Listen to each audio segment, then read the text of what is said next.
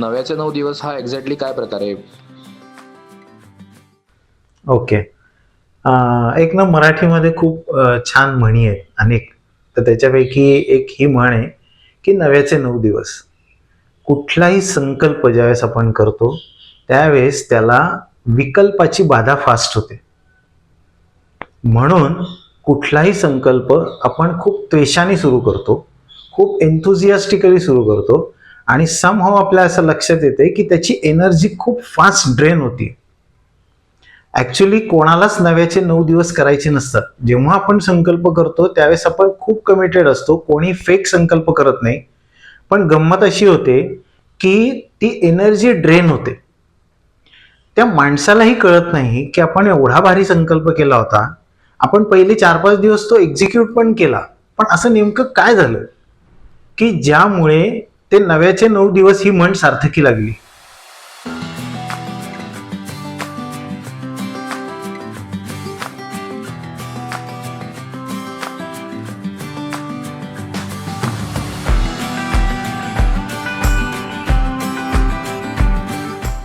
किंवा ती खरी झाली. तर 21 दिवसाच्या प्रोग्राममध्ये हाच सगळा विषय आहे की संकल्प मुळामध्ये कुठल्या कारणांनी विकल्पात कन्व्हर्ट होतो हेच आपण काढून जर घेतलं तर मुळामध्ये तुम्ही कुठलाही संकल्प छान करू शकता, तो तुम्ही एक्झिक्यूट करू शकता आणि मुळात त्याच्याही आधी तुम्हाला हे कळू शकतं की हा संकल्प माझ्यासाठी आहे का नाही.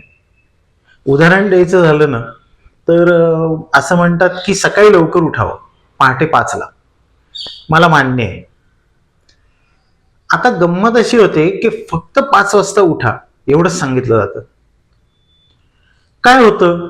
नाही, त्यांनी ना खूप छान वाटतं किंवा त्यांनी माणसाची प्रगती होते किंवा सकाळचा वेळ हा खूप एनर्जेटिक असतो. मला हे कळत नाही, जर मला हे सगळं कळतंय तरी सुद्धा मला वळत का नाही आहे. तर ऍक्च्युली सकाळी उठणं ही खरोखरीच चांगली जरी कन्सेप्ट असली तरी ही बऱ्याच वेळा रिलेटिव्ह टर्ममध्ये जाते.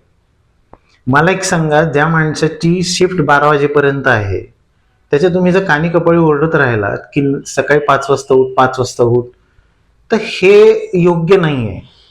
त्याला हे सांगणं गरजेचं आहे की 6 तासाची झोप ही इनफ आहे.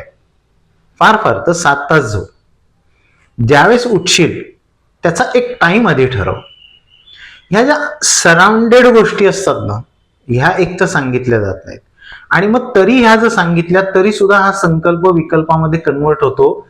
त्याचं अजून एक परत तेच कारण येतं की जे मी तुला सांगितलं की 21 दिवसाचा प्रोग्राम मध्ये हा कोणासाठी आहे आणि काय आहे. तर आपला विषयच हा आहे की भय आणि शोक ह्या गोष्टी ज्या मनुष्याच्या आतमध्ये नाहीत किंवा ह्या आल्यानंतर त्याला खूप प्रॉपरली डील करता येतं, त्या माणसाचा कुठलाही संकल्प विकल्पामध्ये कन्वर्ट होत नाही. म्हणून ही म्हण. आणि 1 तारीख तर तुला माहिती आहे, जानेवारी 1 तारीख ही संकल्पांचा सुळसुळाट असतो. म्हणजे लोक असे भरभरून संकल्प घेतात. आता मुळात माहितीये का तुला की हे कसं होतं, 1 तारीख ही संकल्पाचा दिवस हे आपल्या सबकॉन्शियस माइंड मध्ये उगच झालेलं आहे. 4 तारीख का नाही? मला ज्यावेळेस कळेल तेव्हा का नाही?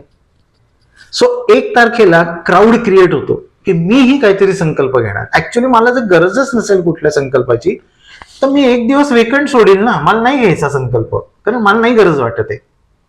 हा जो बोल्डनेस आहे हा आपण हरवून बसलेलो आहे.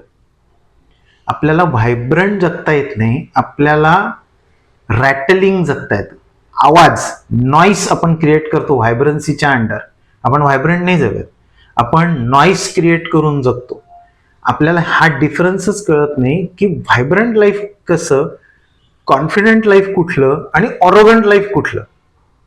ह्या सगळ्याचं सार किंवा ह्याच्याबद्दलचं भयंकर अज्ञान असं तू म्हणू शकतो. त्यामुळे नेहमी संकल्प विकल्पात बदलतो. आणि हा पॉइंट मी यावेळेस घेतला की खूप लोक संकल्प घेतील आणि माझी गॅरंटी आहे 85% लोकांपेक्षा जास्त 9व्या दिवशी त्या संकल्पापासून लाखो मैल दूर असणार आहेत.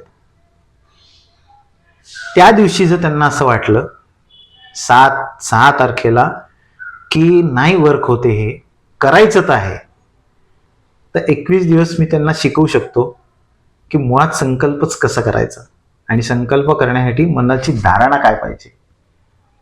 तर जर तुम्हाला धारणा माहिती असेल, तुमच्या मनाची धारणा जर पक्की असेल, तर तुम्हाला 1 ते 1 तारखेची गरज नाही, पहिली गोष्ट.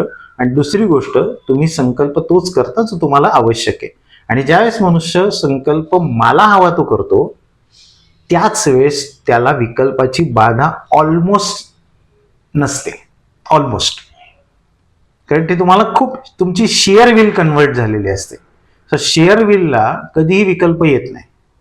म्हणून हा आम्ही कन्सेप्ट घेतलाय की 9 दिवस झाले आणि संकल्प जर आला नाही तर 21 दिवसाचा प्रोग्राम करा.